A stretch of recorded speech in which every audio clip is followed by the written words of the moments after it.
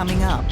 Her words, her actions started a movement of change. Remembering Virginia Giuffre's incredible bravery.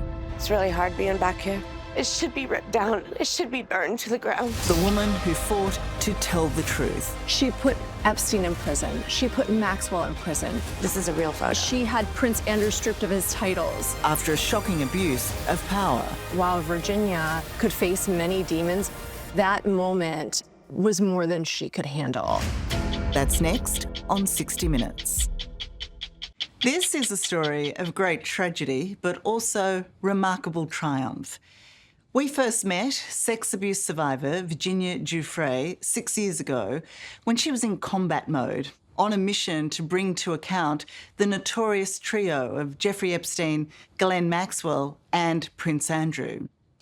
For years, Virginia crusaded for justice and an end to human sex trafficking. But sadly, 2 weeks ago, haunted by physical and emotional scars, the 41-year-old died at her home north of Perth. Those closest to her will always be awed by her strength and the hope she gave to so many.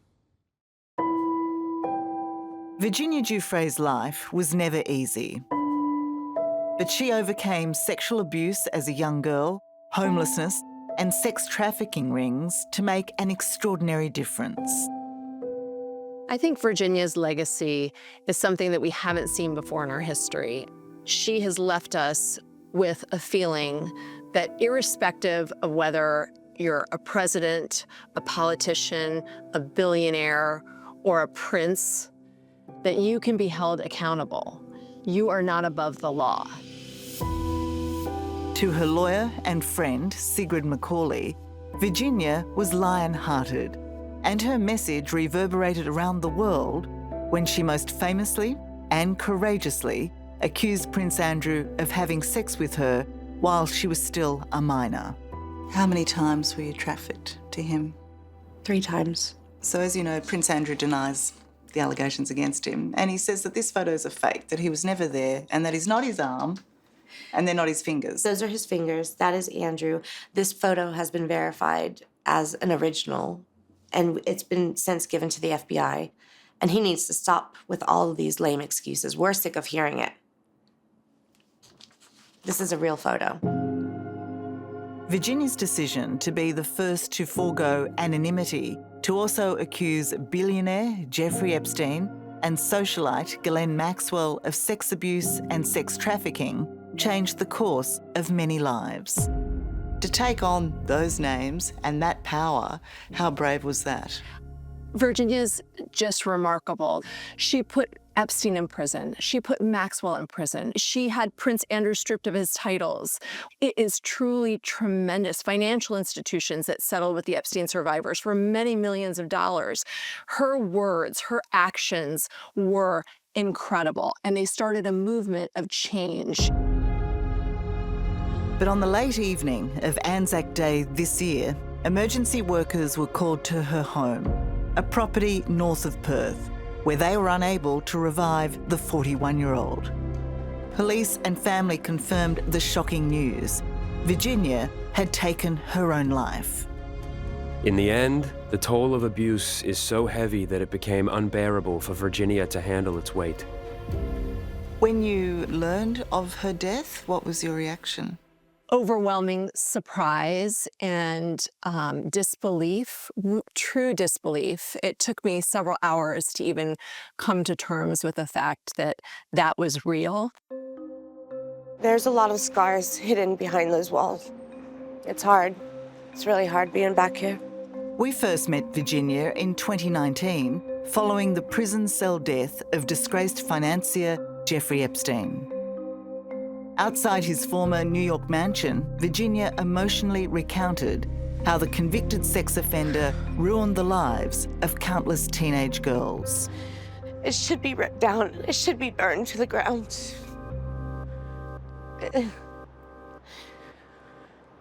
Some of my worst memories are from this place. Virginia was 16 when, in 2000, she was ensnared in this deeply disturbing underworld by British socialite Ghislaine Maxwell, who is now serving a 20-year jail term. that I'm the cruelest, meanest, horriblest person who's committed crimes. Hired to be a private masseuse, Virginia said she was sexually abused by the pair before being trafficked to their powerful friends, including Prince Andrew, a claim he continues to deny, despite settling a civil suit with Virginia in 2022 for an undisclosed sum.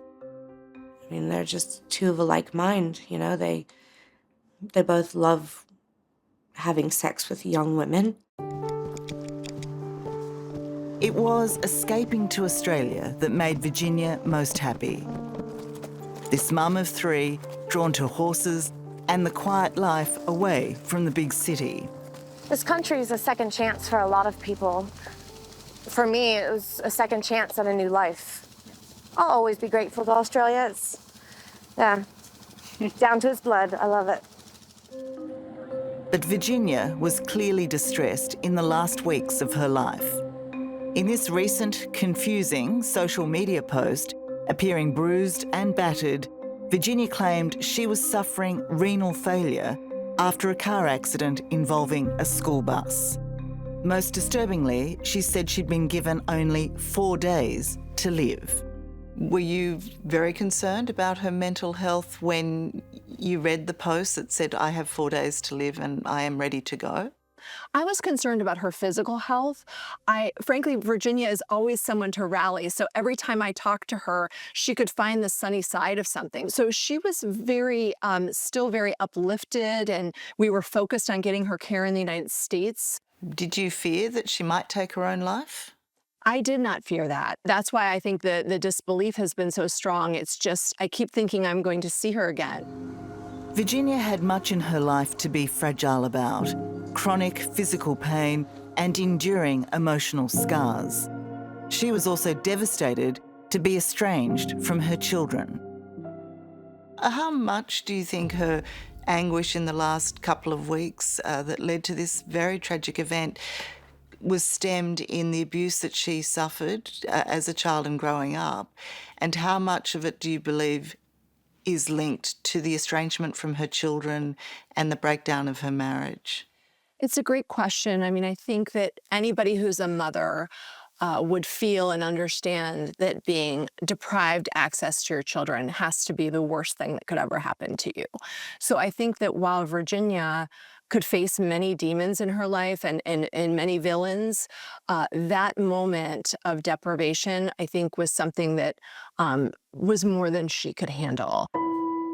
Virginia's loss will be felt keenly by the survivors of sexual abuse she supported right until the end, as was discovered in this, her final note. For those who knew and loved her, there is now an aching hole. And you think of the woman who loved horses, who loved blue butterflies. How will you remember Virginia? I used to say that we had broken through the lawyer-client line because she would sign her emails, "I love you, Siggy." And, she was just a dear person in my life. And I think that, the world will not be the same without her. It just won't be. Of course, if this story has raised issues and you need to speak with someone, help is available. Call Lifeline on 13 11 14. Hello, I'm Tara Brown. Thanks for watching 60 Minutes Australia. Subscribe to our channel now for brand new stories and exclusive clips every week.